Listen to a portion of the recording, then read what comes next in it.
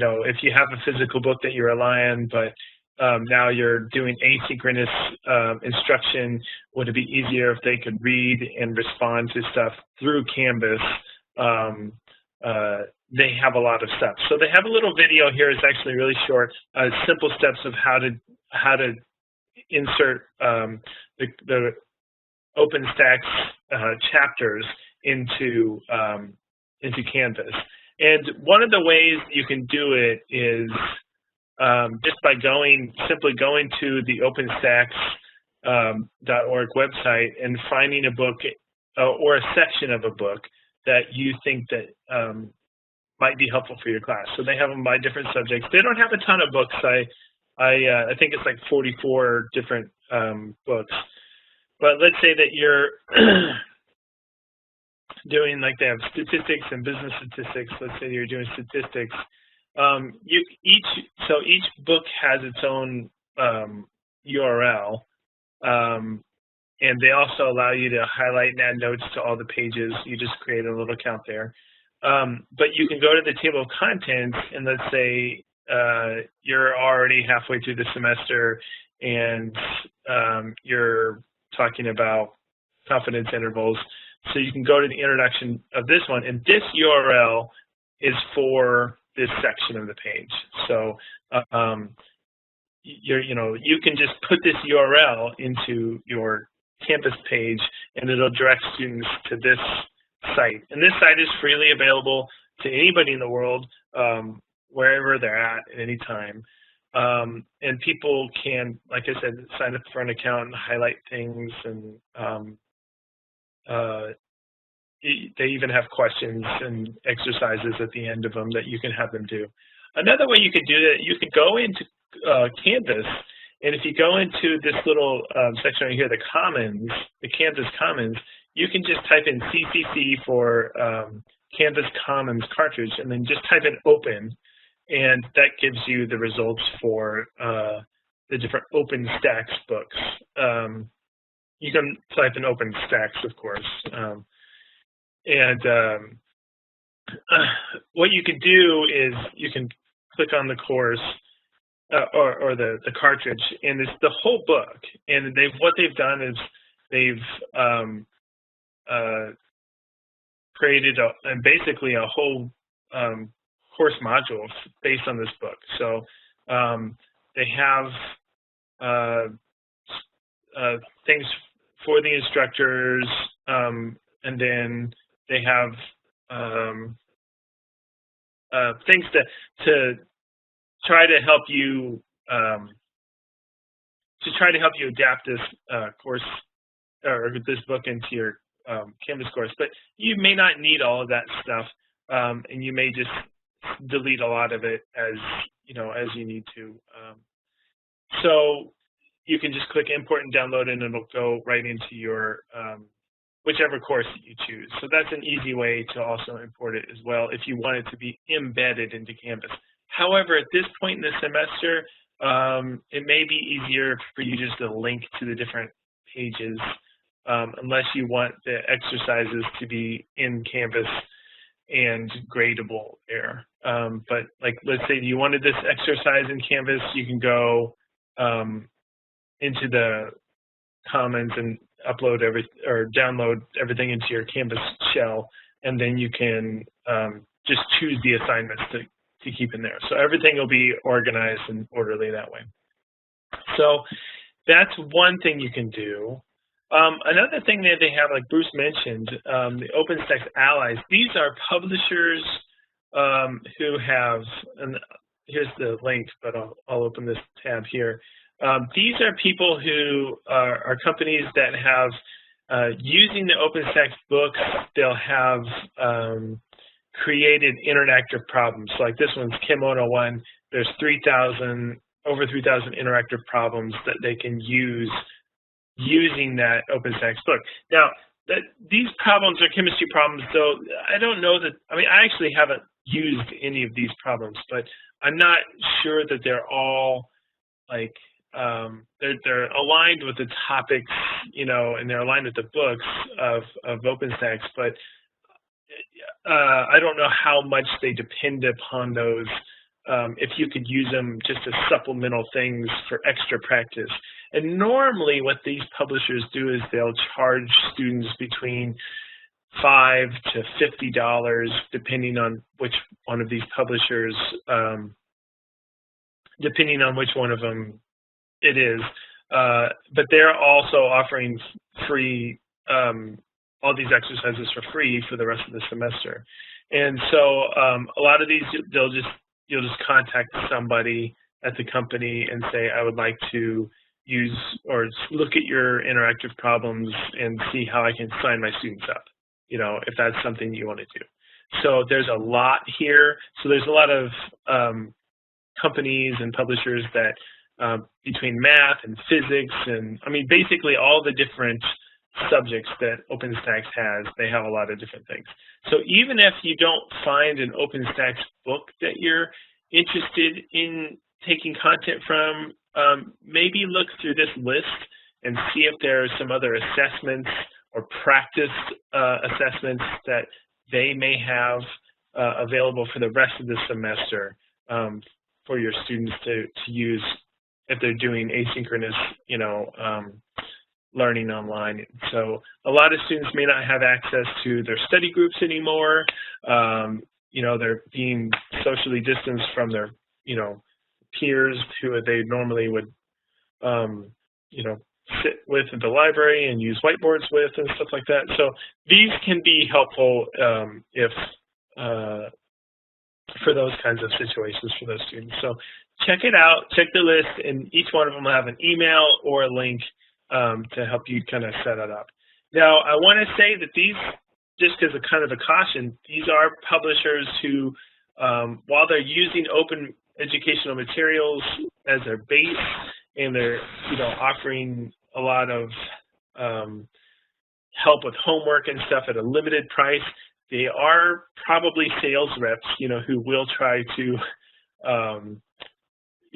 they're offering this very nicely for the rest of the semester, of course, but they could say, hey, this, you tried this out. Would you want to, use this for the following semesters? And actually, we don't know what's happening for the future. There's so much uncertainty, but just keep that in mind that they're, everybody's still trying to get people to change their courses somehow. So those are the things from OpenStax that I wanted to mention. That's out of Rice University. I also want to mention the library has a coronavirus resource guide. So from the library's website, and we'll link to this as well, we have a research guide for ways the library can help in this time. And one of them is publishers' offers. And so a lot of publishers, major publishers, have decided to open up some of their content online, including books, and a lot of including textbooks. So Oxford, Wiley, Cambridge, Elsevier specifically, they have 256 textbooks that will be active to us, and we're a Science Direct customer, so for a period of 90 days.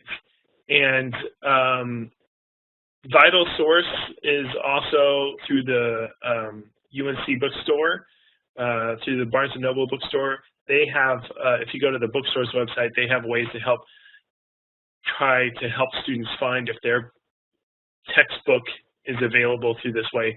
But I'm also saying this, even if the book you have isn't available through some kind of platform, there's other ways. There may be other books that you can get access to that, or that we can have access to, that your students could then click on and download the PDF of, and then have that for the rest of the semester.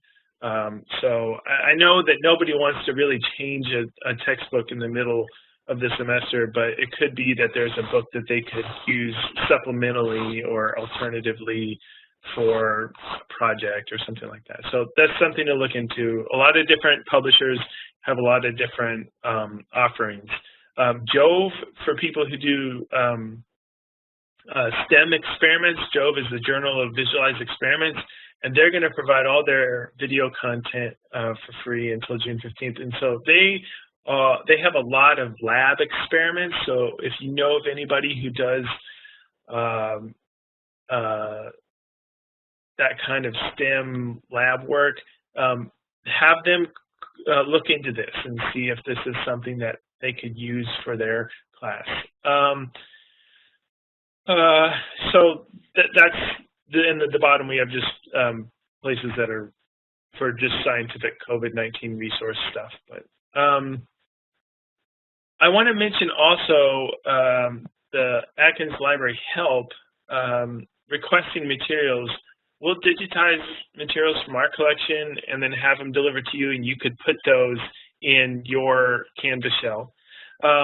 Also, we can't get anything physically through Interlibrary alone, but if there's a book that you would like, you can request it, and you can either send it to your subject librarian or make a request through our catalog. And our staff working from home will see if that book is available for us to either purchase electronically or get a portion of it electronically from some other library or something like that.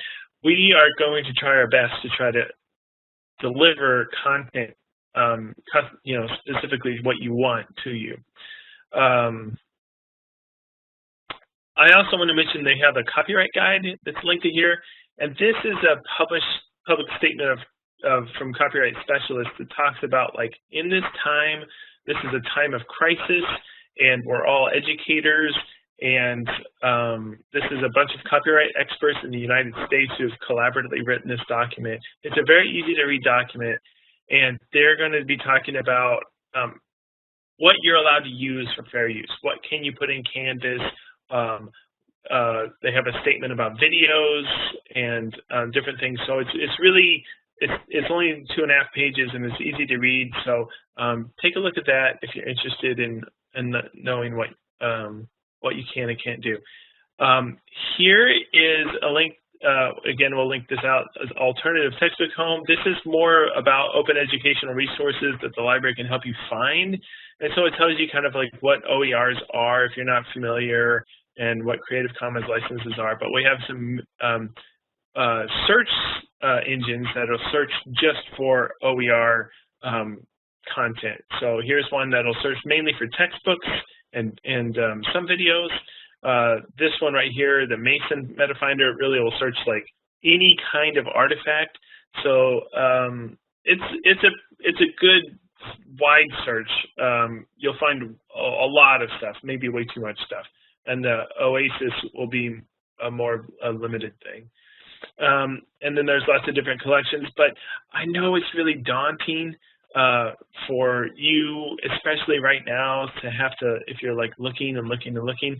So I really recommend, if you want, you can send an email to your subject librarian or to me. You can find your subject librarians on this page, or send an email to me and say, this is what I need. I need assessment questions or practice quiz questions on these topics, or in this course, or I need videos to supplement my lectures, or I need something like that.